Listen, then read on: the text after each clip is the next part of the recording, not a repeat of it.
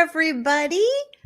Welcome, welcome, welcome. It is time for another kick-ass career conversation. And whether you have just stumbled upon us or were invited to listen in, we are so glad that you are here and joining us today. I am Kim. And I'm Louise. And we're joined by Katheryn. Hi. We will learn a little bit more about Katheryn in just a little bit, but we want to start off this week like we start off every week. Friends, what are we celebrating this week? I love this question. I think I say that every podcast. It's like, I love it. But this really gives me a chance to just take a moment out of my day to reflect on the things that are working. We get stuck in the not right, what's not working often. And it's great to have this time. So I appreciate it. I appreciate you asking that question, Kim, every week. I'm celebrating. Kim, you and I were talking about something earlier on before the podcast about unlocking ourselves, right? And the genius, I think, that lives inside of everyone. There are superpowers, how to unlock that, how to live into whatever it is that we are meant to live into, or I don't know. We were exploring this deeper understanding of like who we are and really how we hold ourselves back, which I think I'm celebrating this idea. Not that I've discovered anything new quite yet, but I'm celebrating this idea of exploring that space, of trying to like live more into my genius, understanding what that is and understanding that superpower. And I talk to clients about it all the time. And so it's really nice to be able to take a step back and explore that for myself, maybe alongside my clients coming up. Like, who knows? But it's very interesting space to be in, and I'm celebrating that. And the gift, Kim, that you gave me earlier on was just allowing me to do that in a way I hadn't done before. So thank you. You're very welcome. It was fun. Katheryn, what are you celebrating? Oh, wow. That was just wonderful what you shared. I think what I'm celebrating, and I love that we're starting with this question too. I just got notified a couple days ago that I was invited to join a professional advocacy committee.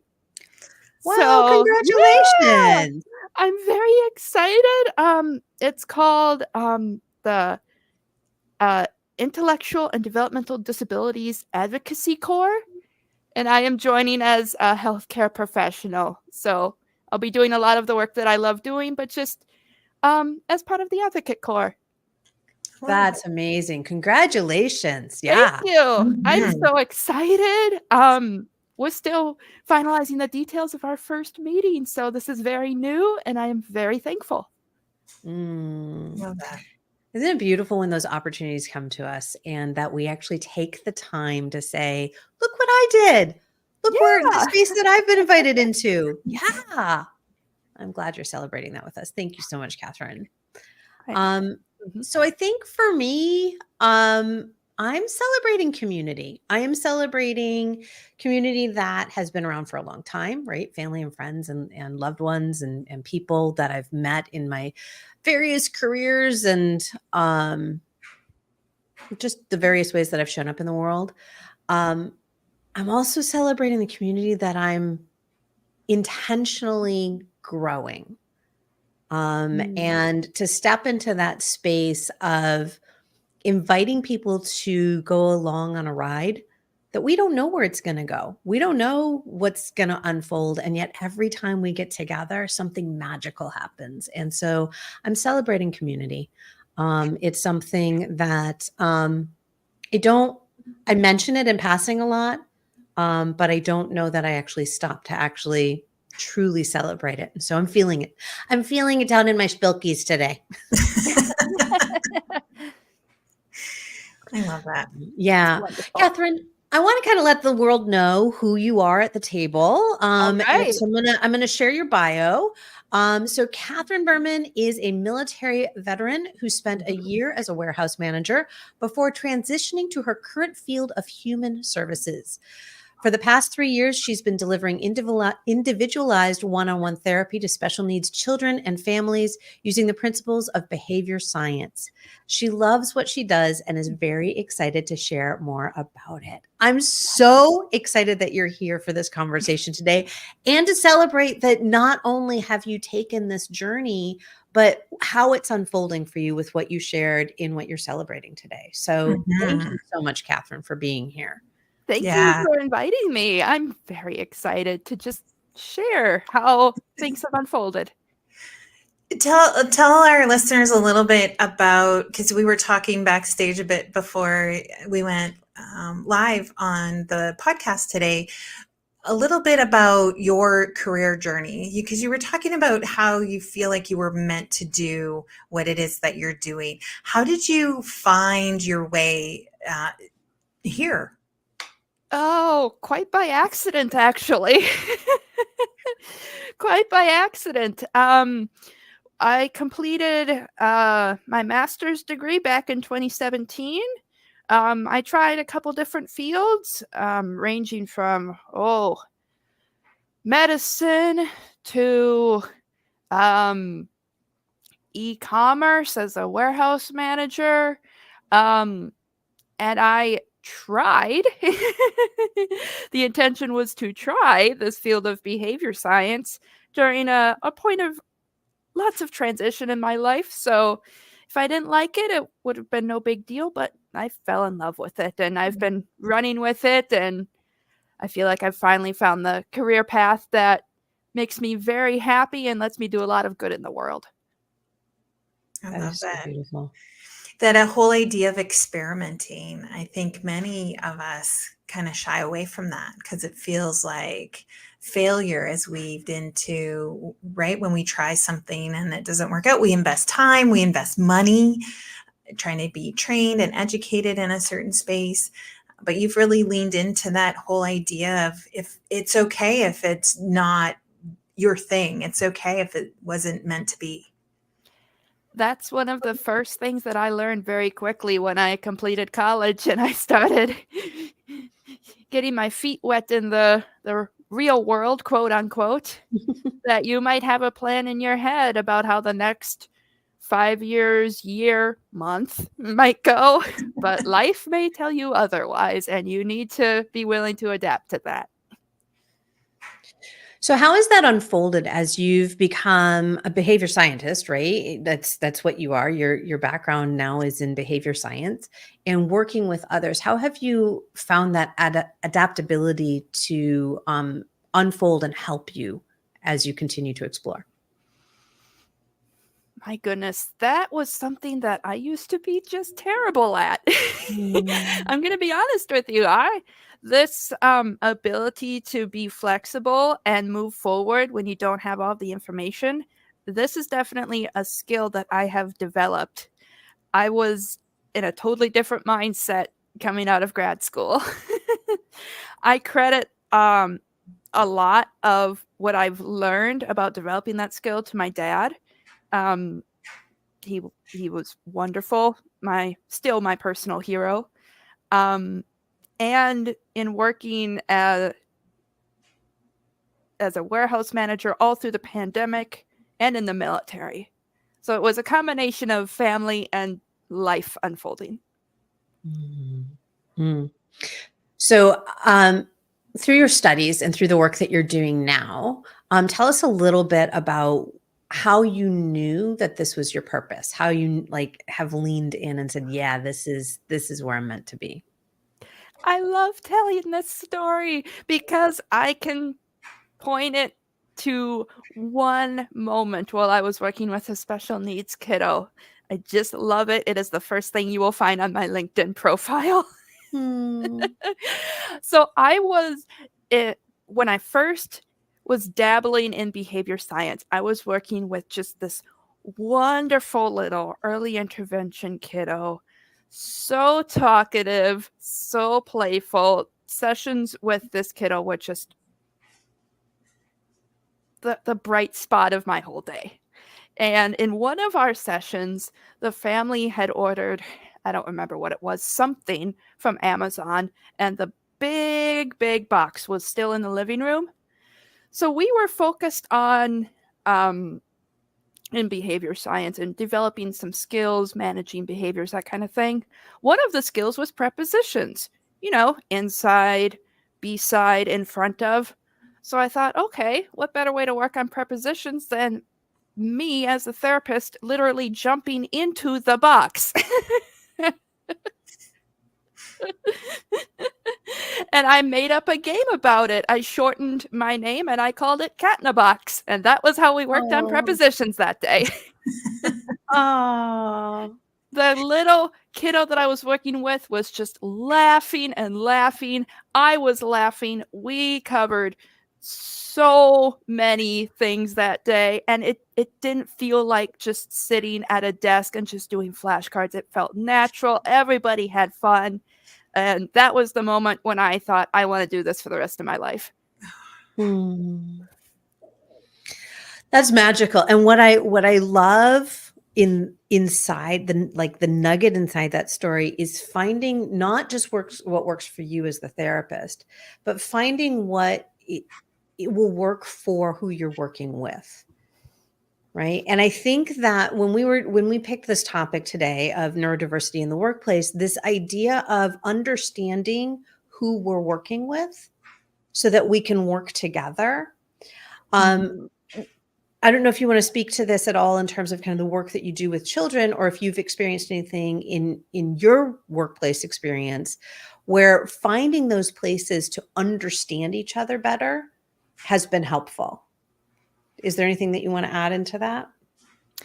Oh, I have one story that quickly comes to mind when I was working as a warehouse manager. Yes. I'm not sure if this individual that I worked with had any sort of diagnosis, but I still think it would speak to just taking the time to understand where another person is coming from. Mm-hmm. Yeah. So go ahead. Yeah. So while I was working at this warehouse, I received a new team member that other managers told me, in no uncertain terms, all sorts of negative things. I really got the sense that they maybe thought she wasn't a good fit for this environment. So I sat down and I just talked with her. I took 20 minutes out of my day and I said, just tell me where you've been. Tell me what your experience has been like at this company, what you've been doing. I just want to hear your perspective. I guess number one, no one had ever sat down and talked with her before. And number two, she was able to give me so much insight into what she liked about certain roles, what she didn't like. She disclosed some troubles that she was having that are her business, so I won't repeat them. But she just had a lot that it sounded had been on her mind for quite some time that she didn't have anybody to share it with. So I said, okay, let's see what we can do to get you connected to some employee resources for the things that you mentioned. And then, in the meantime, let's see if we can find you a role that maybe you enjoy a little more. Because when she came to me, she was just in one particular role in the warehouse, and you could do a bunch of different roles. She told me, I really like to do this role. So I said, okay, I'll set up a time where you can train in that role. And this process took like 6, 7, 8 months of gradually working with this individual.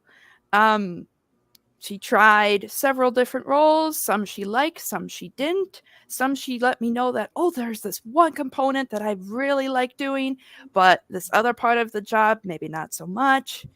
And by the time that I left that role after a year, this individual had gone from other managers wondering if she was the right fit for this type of work to being the most decorated member of my team, knowing the most about every available role in my particular department and on her way to being a manager. Wow. Wow. Got Just goosebumps. because somebody took the time to talk with her. Yep. Yeah. And that whole idea, the power behind job crafting, right? And that it's not this, I struggle with this all the time, because those job postings, those job descriptions, those things that have been created by wonderful HR people, like, don't get me wrong, but it's very routine, right? There are always bullet points. There's always there's this. And it's so hard as human beings to be able to say, but I like all of those things equally. Right? That's just not true, because and I imagine too, going forward, AI is going to be making more and more job descriptions. And we as humans, we have our own likes and dislikes. We have the things that we excel in and then we don't excel in. We have our own zones of genius. Mm-hmm. And to be able to sit down and help someone from basically saying from the beginning, who are you and what do you enjoy, or what do you think you might enjoy? And to be able to job craft that and have someone experience it. And then to come back and say, this is what I like and this is what I don't like, because we don't know. We often don't know until we experience or experiment with something. But to be able to craft our own roles and our own make our own job descriptions, I think that's so fabulous, so wonderful. If we get to see more of that, then we really are utilizing people in a way that that lights them up, right? Mm-hmm. The work is giving more to the individual than the individual is giving to work, right? We turn the tables. Oh, absolutely. And as this process started to unfold, her demeanor started to change too. When she came into work every morning, she would come in with a smile, and she said, "Oh, is this role available? I would really like to do this today." So she basically got to pick where she wanted to go. And I give a lot of credit for how this whole story unfolded to her, for being so in tune with what she likes and she wanted to do more of. She just wanted to learn, which is wonderful. And one of the things that I'm hearing here is that from the manager's perspective, right? From your perspective, you had the knowledge, the wisdom to show up and say, this is going to take time and we're Mm-hmm. going to meet you where you are. Not, yes, in the job crafting, but also in the understanding, in the asking questions. You didn't need a diagnosis. You didn't need to know what necessarily was going on. Just, how do I best serve you and elevate you as a manager?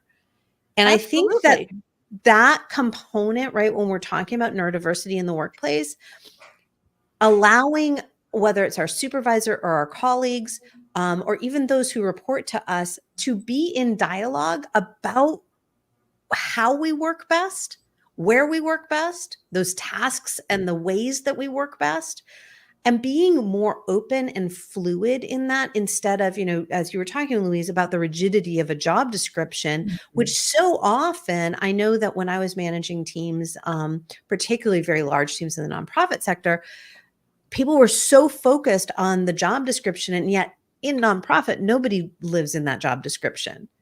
But whenever, right, it was whenever somebody got bent out of shape, they went immediately back to the job description. And it's well, but let's actually craft work, to use your word, Louise, let's craft work that works for us so we can support the overall purpose of the organization, the purpose of what's going on. And that means being open to dialogue and asking questions and being a little bit vulnerable, because there had to have been some vulnerability there for the colleague that you were managing, to be able to say, these are the things that I want. This is what I need. Oh, absolutely. And a lot of that was personal information that, again, I will not repeat, but there were moments there where I was amazed at what she felt comfortable sharing with me. and I didn't take that lightly. I thanked her profusely. So yes, most definitely. And talking about too the rigidity of the job description, sure, she might have been hired for this particular role, but there were other roles available. This was an e-commerce company in the middle of a pandemic. Every department needed help. Yeah. Everybody needed help. This was a great time to learn. And she was the expert on her life circumstance, on how her brain worked, not me. Mhm. So my job there, even though I wore the manager's red vest, was to listen to her. Oh, I just like that is so key. My job is to listen to her. And so those of us that manage people, it is our role to listen to them. It is our role to understand they know themselves. They know how their brains work. They know how what lights them up. They know the best environment that they can thrive. So listen, Mm-hmm. right? And giving that space for them to show up, and for ourselves, if it's us, right? That going to that place of vulnerability for ourselves and saying, okay, why is this not working? I may not have all the details, but I can definitely show up to my supervisor, to my manager, to my clients as an entrepreneur and say, this is why, like, this isn't working. Can we try something else? But it involves communication and a little bit of transparency and vulnerability and curiosity, right? We love that C word around here. It does. Curiosity from both parts too. Mhm. Manager and employee. Yeah, right. Because a lot of that success came from your teammate to lean in and to be able to know themselves enough to say, this is what I like and don't like. This is where I thrive and don't thrive. And that's such a different approach because we give our power away so much, right? As employees to organizations, saying the organization knows best. I'm going to fit, right? I'm going to fit into this role. I'm going to fit in here. And we feel like we have to as employees as well to succeed. And really what I love about this conversation today is about thriving is how we succeed, not checkboxing. No. No. You could certainly, like, I understand the wisdom of having a reference document, like these are the core tasks and everything.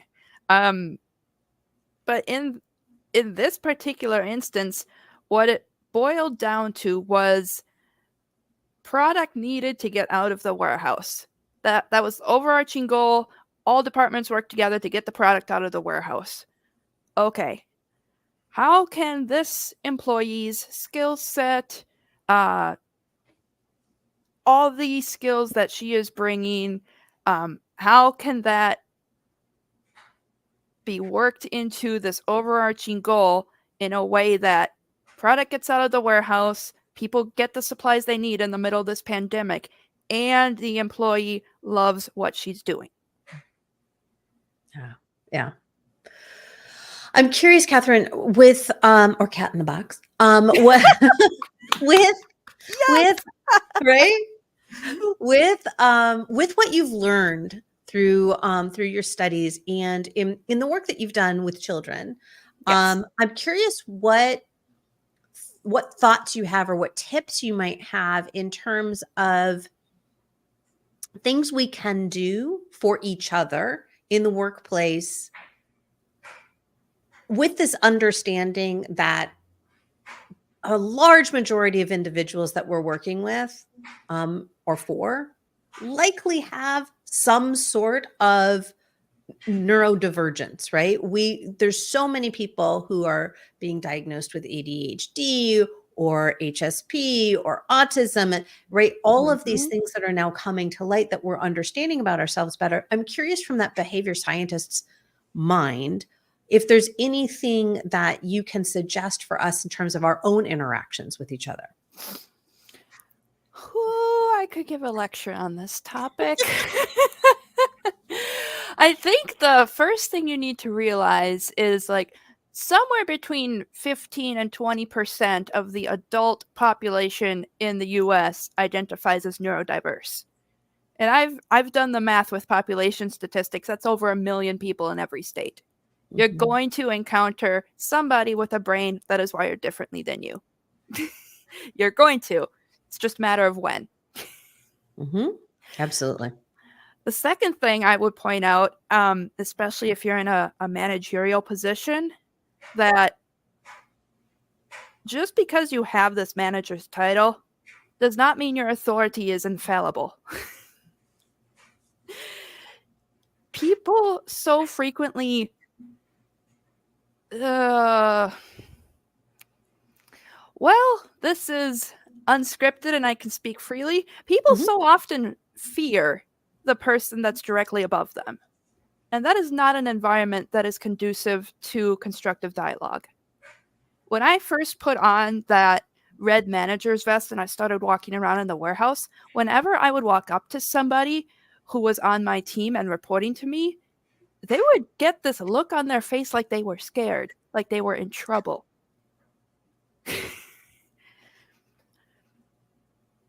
I have so many thoughts on that. Number one, how unfortunate. Number two, let's change it. So if you are in a position where you have people reporting to you, you need to create this air of approachability, this air of, I can share something with you and I know that you will respect it and that it will not be used against me in any way.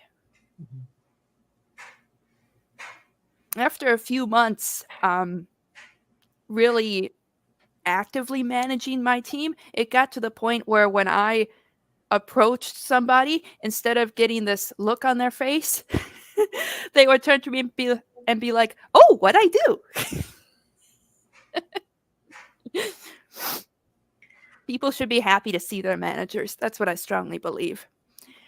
And to avoid giving a lecture on this topic, I will stop at this third point, which is someone should not have to share a diagnosis with you for you to treat them with respect. A huge thing that I see a lot is a difference is regarded as intentional hostility or laziness or some other negative word when it's just coming from a place of difference. So that would be my third and fourth one. If you encounter something that seems a little unexpected, be curious. Don't just dismiss it. That point of diagnoses not needing to be disclosed and yet still being respected for doing things differently, is that one hit home.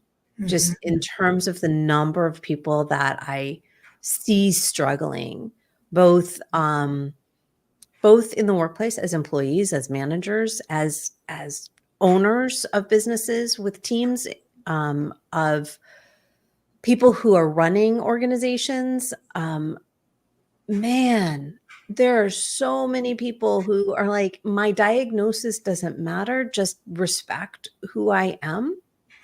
If sharing the diagnosis is something that is helpful for that individual, I celebrate that 100%. And there's a lot of people in the world that are like, it's not your business. Yes, I do things differently. I don't want to fit into that box. Give me my own box to fit into, right? Let us all be our own cat in the boxes. Unfortunately, needing a formal diagnosis is kind of necessary to access a lot of the services. But in terms of disclosure, we are all humans. There is no such thing as a lesser human. Yeah. Well, and I mean, I'm going to get on my soapbox here for just a moment, is this idea of neurotypical.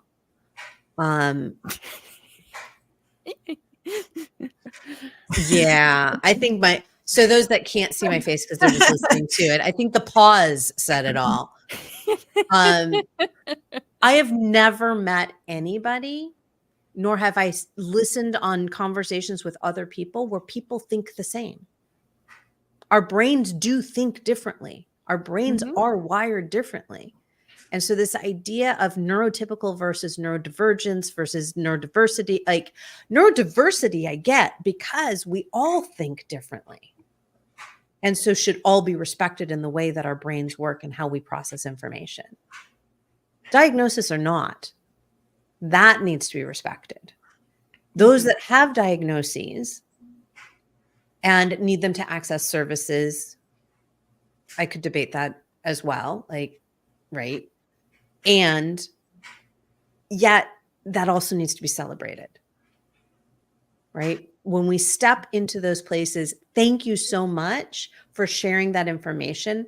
In what ways can I be of service to you? Can I support you? Can I amplify what you need done so you can thrive? And now I will step off my soapbox.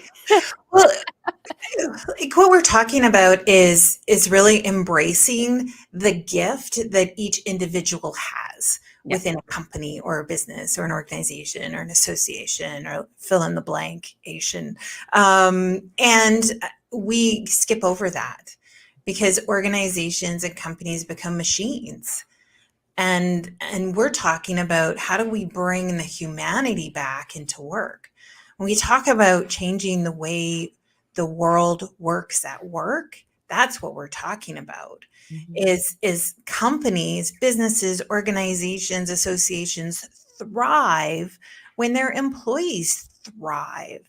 And it is our job as leaders in whatever we do. And it doesn't mean it comes with the title. It means when you step into leadership, regardless of what ladder you're on or what step you are on that ladder, we're talking about being curious and treating people with humanity, with kindness. And let's own it. We've been doing a really shitty job of it lately. Oh yeah. Yeah. Not just lately. It's just more publicized. Oh yes. And yeah. And when we can change and when we can turn the tables and when we all start treating people like people and not like job descriptions, then we really do change the way we all work at work. We change the face of business. We change the face of organization. We change what it means to feel like we're needed at work, to feel like work gives us something. Well, to feel that passion and fulfillment that we were talking about at the beginning for finding that place of purpose, right, Katheryn, that you have found for yourself. May we all experience that. Yeah. I hope so. And I want to say one final thing about bringing a little more humanity into work, that you don't have to be working with someone who you think has a differently wired brain in order to do this. Fair. 100% fair. I've seen this. For over a decade, my father worked as a supervisor in a manufacturing company. He was on his feet 12 plus hours a day. As he got older, that got difficult. But he was with that company for so long that him and his boss and a few other people sat down and said, we recognize that this job is now much more physically challenging, but we really respect having you around here. We love your work ethic. Let's figure out what we can do about it. It could be as simple as that. Yeah. Yeah. Yeah, it's being in communication. It's being able to see others for the individuals and for the individual contributions that they provide to whatever community we're in, whatever workplace we're in, and allowing space for them to be. this is not rocket science, friends. This is just being a good freaking human. Do you know how many companies that I strongly believe would just be like, oh, you can't perform the duties of your job description anymore? A lot of them. Yep. A lot. Yeah. Yeah. Oh, goodness gracious. Yeah. Well, there's a whole lot of mic drop and soapbox standing moments in this conversation. I would love to, right? Yeah. I would love to know if we were to wrap it up and put out a golden nugget for our listeners, what are those little takeaways that we want to make sure that they capture? Oh, all right. Off the top of my head, differences in thoughts, behaviors, lifestyles, whatever, are something to be curious about, not dismissed. Diagnosis or not, shouldn't matter. Everyone is human. If you're a manager, I mentioned this previously, you're not just an authority figure. Mhm. You should be a resource for your direct reports. And people who are working with children in particular, keep in mind that they are children. Especially if you're in a profession that relies heavily on data and numbers. Children are not just sources of data. I feel like that's very easy to get caught up in some fields. Mhm. And children are part of the family unit. If the family is bringing you in to work with their child, they're on their own journey. Be a resource for whoever you can. Yeah. I think it's this whole idea of how we can foster an environment where people thrive, where we meet them where they're at, and that we work with humans. We don't work with job descriptions. And if we can shed that and put that down and actually be able to help someone craft their own career, their own path, then we are helping them thrive in ways we probably don't even understand, probably just the tip of the iceberg, when we can help folks really lean into that. And it's that humanity piece, right? We are all different. We all have our own gifts. And when we can be curious about others, that's how we really do thrive. Like, let's step off of this. Like, how do we succeed and lean into how do we thrive? Because I think that's very different. Let's get away from the check boxes and lean into like actually understanding what a human needs. Absolutely. I don't think anything else needs to be said there. Oh, I could just imagine some people being like, well, our business has to make money. Our company has to make money. Okay. But it does. You make lots of money by being human. You do, number one. And number two, these are not very expensive things if they have a price tag at all. Okay. Quick side story. So when I was in the corporate sector, I worked for this organization that was throwing benefit after benefit after us because we worked very long hours. We did a lot of work. We were stretched very thin. Sound familiar? Anybody who works in particularly corporate America, but pretty much any industry, stretched super thin. And so here's a gym membership. Oh, by the way, the gym is in the building. Right? You don't even have to leave the building. Oh, here's childcare. You don't have to leave the building. Childcare is here in the building. You can go see your kids at right on your break, but it's here in the building. Well, why are they doing that? They're doing that because they want to elongate the number of hours that you were at work. For me, and I pushed back on HR. I was like, this is not the benefit I am looking for. The benefit I am looking for is time off. enough of us pushed back that they changed our leave policies. And it wasn't like extended leave policies, but they changed the way they treated time off and PTO and ability to work from home or work half days or whatever.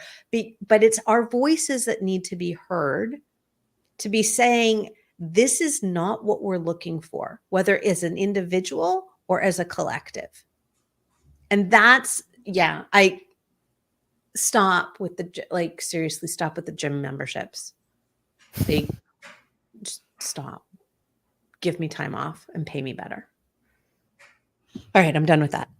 So my takeaway from today is about experimentation, right? There, it went to that story as well. It's about experimentation. It's about finding what works for your unique company, for your unique department, for your unique team. Find what works, because everybody's an individual and it's going to change based on the individuals that are in those roles. So experiment and don't be afraid of trying new things. That's my takeaway that I want to make sure people get. Absolutely too. Katheryn, I'm going to speak on Louise's behalf now. We have really enjoyed having you join us today. This has been a great conversation.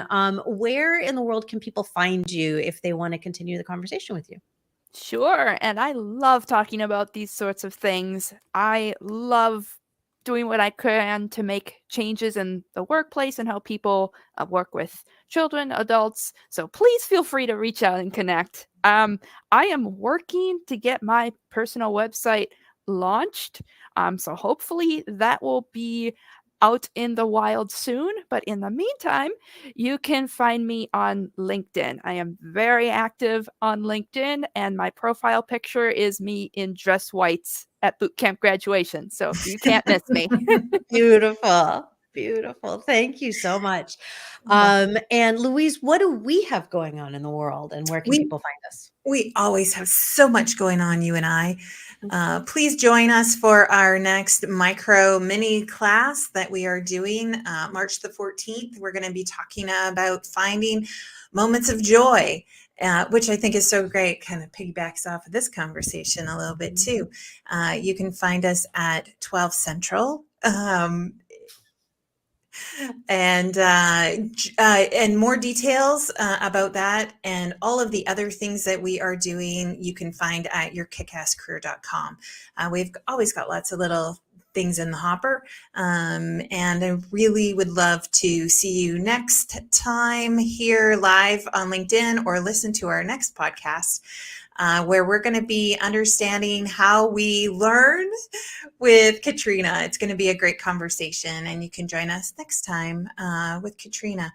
Katheryn, I want to thank you so much for being our guest today and allowing us the space to talk about this important topic. I think we've gone beyond not just neurodiversity in the workplace, but humanity itself. And so I really, really appreciate it. And I appreciate you and the work that you're doing. So thank you so much for sharing your voice today.